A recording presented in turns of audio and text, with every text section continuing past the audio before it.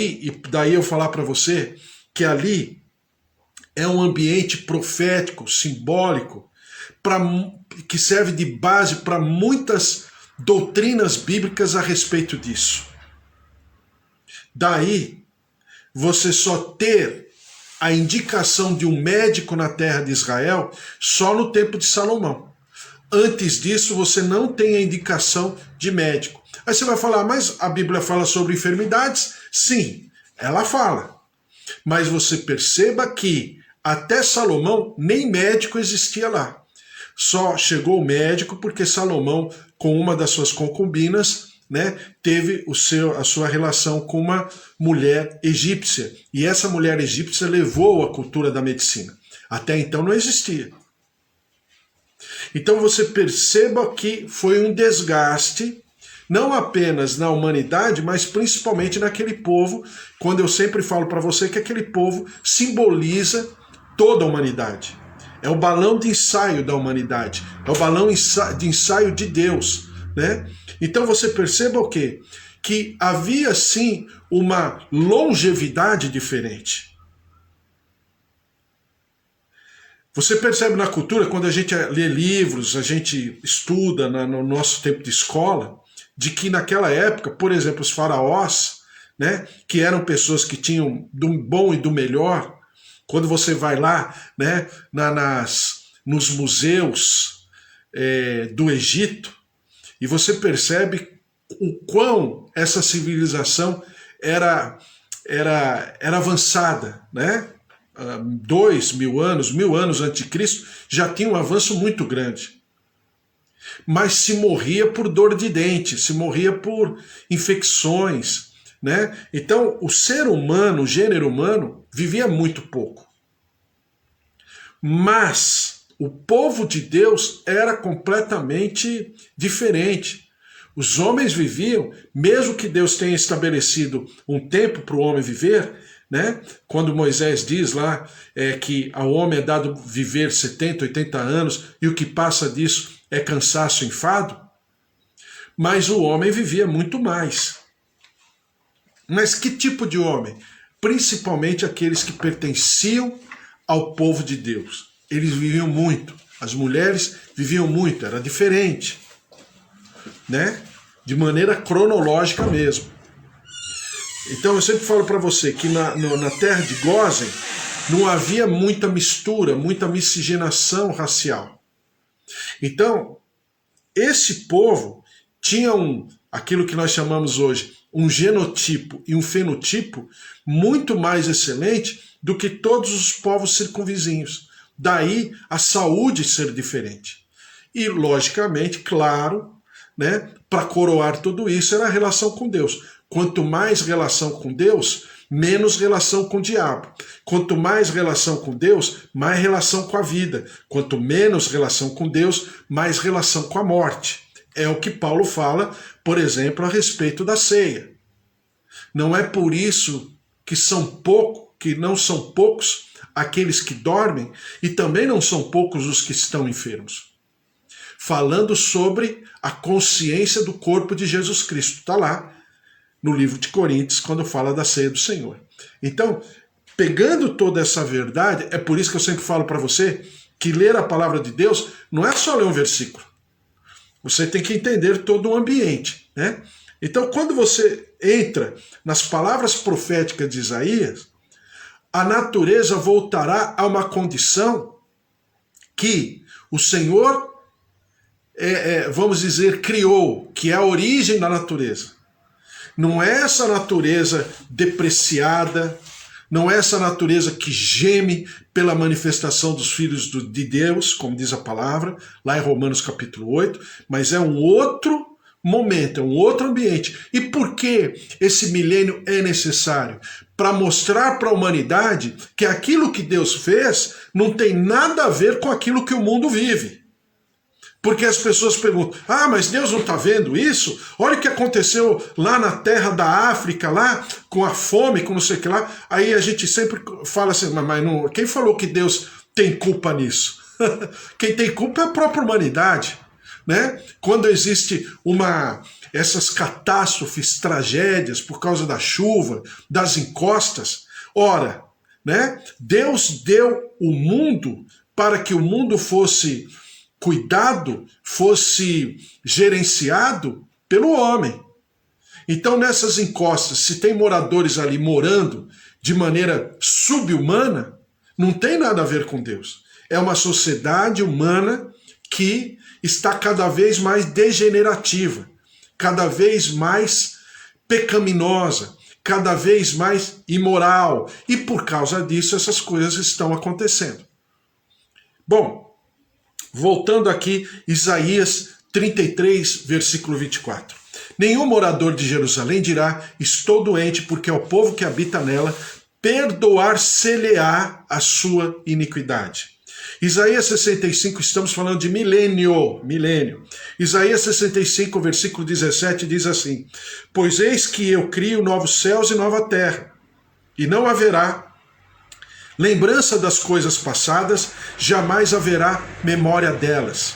Mas vós folgareis e exultareis perpetuamente no que eu crio, porque eis que crio para Jerusalém alegria e para o seu povo regozijo.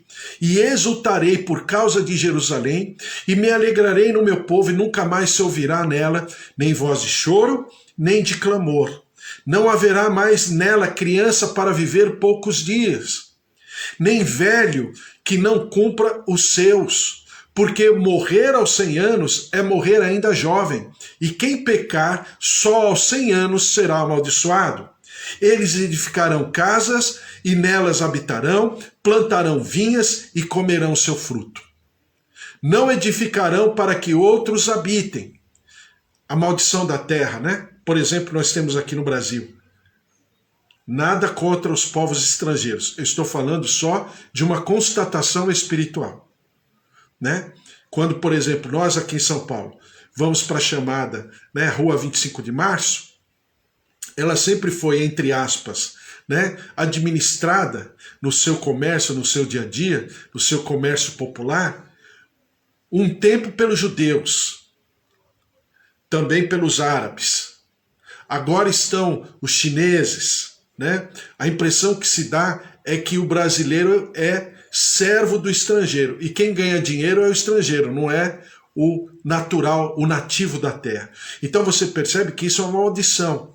Está lá em Deuteronômio capítulo 28, não vou entrar no mérito, só estou explicando para você. Que o que está falando aqui é que haverá aqui equilíbrio. O dono da terra comerá do fruto da terra e será e terá uma condição de, né, administrador do seu próprio trabalho e se alimentará do seu trabalho, não será escravo de ninguém, tá? Então vamos lá. Diz assim, porque morrer aos 100 anos é morrer ainda jovem, e quem pecar só aos 100 anos será amaldiçoado. Eles edificarão casas e nelas habitarão, plantarão vinhas e comerão seu fruto. Não edificarão para que outros habitem.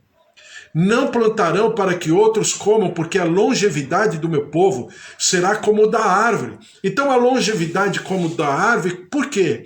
Você tem, por exemplo, lá na região de Israel, principalmente na parte antiga, árvores que dizem os estudiosos que fizeram parte do cenário do tempo de Jesus, mas que ainda estão vivas, ainda são árvores, né? Então, árvores de 2000 anos. E aqui diz o quê? Não edificarão, outros habitam, tal, como porque a longevidade do meu povo será como da árvore. E os meus eleitos desfrutarão de todo as obras das suas próprias mãos. Não trabalharão debalde, nem terão filhos para a calamidade, porque são a posteridade bendita do Senhor, e os seus filhos estarão com eles. E será que, antes que clamem, eu responderei. Estando eles ainda falando, eu os ouvirei. Aqui está uma passagem maravilhosa, uma boa parte não acredita nessa palavra de maneira real, de maneira literal. Por quê? Porque não tem um conceito amplo da palavra de Deus. É por isso que eu falo para você sempre que nós estamos aqui trabalhando a nossa mente bíblica. E faz toda a diferença nesses momentos. E Isaías diz assim no versículo 25: o lobo e o cordeiro pastarão juntos, e o leão comerá palha como boi, pó será a comida da serpente. Não se fará mal, nem dano algum em todo o meu santo monte, diz o Senhor. Então haverá uma Jerusalém diferente? Com certeza. Essa Jerusalém é diferente hoje? Não. Então existe alguma áurea, alguma, vamos dizer, algum aspecto santo em Jerusalém hoje? Não. Não obstante, isso não será assim no futuro. E muitos do nosso povo, né, quando entram naquela cidade, entram de uma maneira um tanto quanto mística e tal, porque realmente é um ambiente completamente diferente. Mas isso não significa que aquele lugar hoje seja a expressão de Isaías aqui que está falando de maneira profética. Não obstante, sabemos que um dia haverá, que um dia isso acontecerá, um dia será palpável, será público, será coletivo, será de conhecimento de todo o globo terrestre, tá? Uma coisa não anula a outra. E nós, como servos de Deus, quando enxergamos aquele lugar, claro, aí sim podemos enxergar com olhos proféticos, porque é maravilhoso. E nós pensarmos a respeito disso. Em Zacarias capítulo 8, versículo 1 diz assim: veio a mim a palavra do Senhor dos Exércitos, dizendo, assim diz o Senhor dos Exércitos, e aqui, o que fala de Senhor dos Exércitos, fala muitas vezes, falando exatamente da constituição de Jesus Cristo como governo, agora terreno, geopolítico, geográfico, territorial, que é exatamente o Messias, que nos livros antigos, e Zacarias é também, né, a comprovação disso, o povo de Deus entendia que o Messias viria dessa maneira. Hoje nós entendemos que existe um hiato entre a manifestação do Senhor Jesus como Rei do nosso coração e a manifestação do Senhor Jesus como Rei na terra. Existe um espaço. E nem sempre isso ficou muito bem entendido pelo povo, principalmente o povo antigo. Daí, o Senhor, com a sua misericórdia, em algum momento vir para esse grupo, para que esse grupo possa entender quem é o verdadeiro Messias, o verdadeiro Redentor e o verdadeiro Salvador. Entendeu? Exatamente por causa disso. Alguns, de maneira muito sincera, não entendem Jesus Cristo. Até porque nós, cristãos, não ajudamos nisso em nada. Nós, por muito tempo, mostramos um Jesus de aparência caucasiana, olhos claros, né? A gente chama Jesus de Jesus, eles chamam de Yeshua, né? A letra J não tem no hebraico, não existe, né? E também a terminação S também não existe no hebraico. A terminação S é do latim e o J é do grego. Então você, entre aspas, a gente demonstra um Jesus que é distante do Yeshua, a Mashiach. É distante do Jesus que eles aguardam.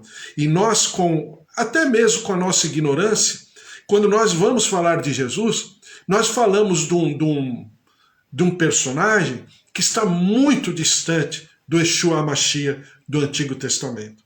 Daí existir, vamos dizer assim, esse espaço que a gente poderia chamar de inocência, de pureza do próprio povo de Deus, tá? Mesmo com tudo aquilo que a gente fala. Zacarias capítulo 8, versículo 1 diz assim: veio a minha palavra do Senhor dos Exércitos, dizendo, assim diz o Senhor dos Exércitos, tenho grandes zelos de Sião e com grande indignação tenho zelo dela.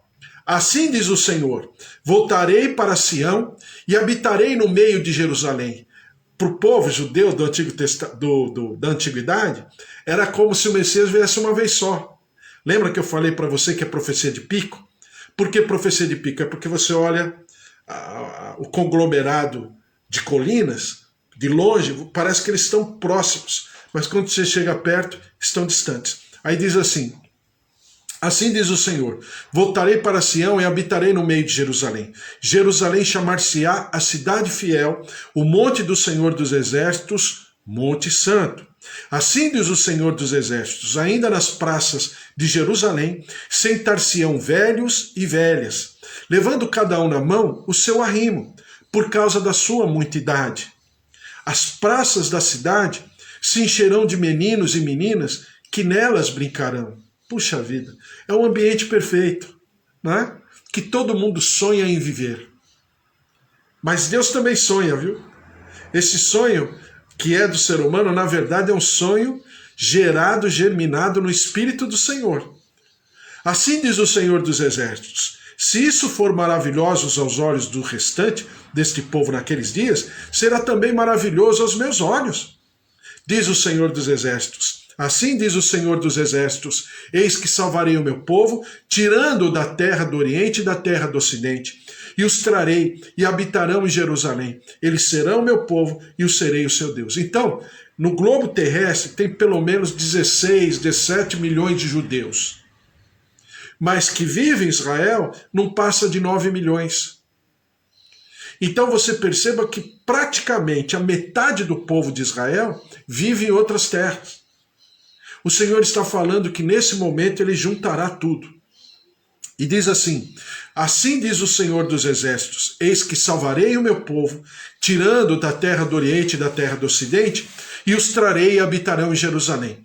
Eles serão meu povo e eu serei o seu Deus. Em verdade e em justiça. Justiça que eu falei para você, né? Justiça é a essência da paz. Paz e justiça são irmãs. Eu só vivo paz quando a justiça, a plena, a perfeita justiça está estabelecida. É por isso que no hebraico o shalom é um estado de espírito. Assim diz o Senhor dos Exércitos: sejam fortes as mãos de todos vós que nestes dias ouvis estas palavras da boca dos profetas. A saber, nos dias em que foram postos os fundamentos da casa do Senhor dos Exércitos, para que o templo fosse edificado. É um ambiente completamente espiritual, mas é um ambiente completamente terreno, geográfico, territorial. Então, Isaías capítulo 11, versículo 1, já estou terminando. Diz assim: do tronco de Jessé sairá um rebento, e das suas raízes um renovo. Está falando de Jesus como herdeiro, herdeiro de Davi. Repousará sobre ele o Espírito do Senhor, o Espírito de sabedoria, de entendimento, de conselho, de fortaleza, o Espírito do conhecimento e o Espírito do temor do Senhor. Os 7 Espíritos de Apocalipse capítulo 4. Apocalipse capítulo 4 fala dos 7 Espíritos do Senhor. Deleitar-se-á no temor do Senhor, não julgará segundo a vista dos seus olhos, nem repreenderá segundo ouvir dos seus ouvidos, mas julgará com justiça os pobres e decidirá com equidade a favor dos mansos da terra. Ferirá a terra com a vara da sua boca e com o sopro dos seus lábios matará o perverso. Aqui está falando do anticristo. A justiça será o cinto dos seus lombos e a fidelidade o cinto dos seus rins. Agora o milênio. O lobo habitará com o cordeiro, o leopardo se deitará junto ao cabrito, o bezerro, o leão novo e o animal cevado andarão juntos e um pequenino os guiará. A criança, a figura da criança levando assim, assim como um animal doméstico, leão, carneiro, lobo, todo mundo junto. A vaca e a ursa pastarão juntas e as suas crias juntas se deleitarão. Então, não haverá alimento de carne.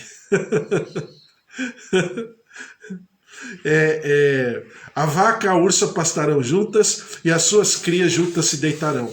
O leão comerá palha com boi, a criança de peito brincará sobre a toca do áspide, e o já desmamado meterá a mão na cova do basilisco.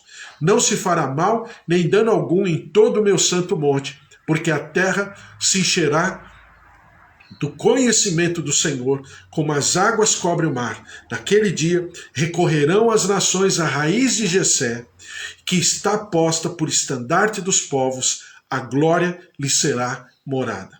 Então aquele ambiente, né, que o Senhor um dia havia configurado para que Adão e Eva vivessem, será um momento nesse milênio, agora nós sabemos por que o milênio, será renovado, será trazido de volta, para que nenhum gênero humano em qualquer época possa zombar da grandeza, da plenitude, da autoridade e do poder de Deus. Não obstante, isso que nós vivemos hoje é produto do pecado, da maldição humana. Isso não significa que o Senhor não tenha um ambiente perfeito. Então esse ambiente perfeito será instaurado no tempo do milênio. Então é necessário que esse milênio venha para honrar o nome do Senhor e também aqueles que o adoram em espírito e em verdade.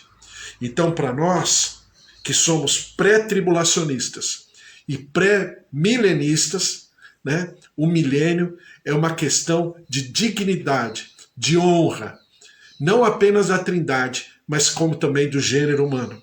Mas não apenas da Trindade e do gênero humano, mas de toda a natureza, de todo o universo e de toda a criação. Então, eu não posso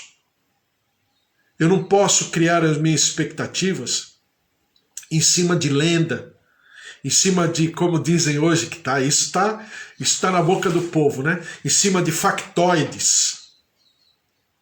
Eu não posso criar a minha expectativa e a minha fé em coisas menos palpáveis. Não. Há uma realidade. Há um sentido de vida. E a minha fé, a tua fé, a nossa fé está completamente fundamentada nessas verdades espirituais. É por isso que é importante meditarmos na palavra. É por isso que é importante nós andarmos em comunhão, ainda que distantes geograficamente, mas não distantes no nosso espírito, no nosso coração e na nossa comunhão.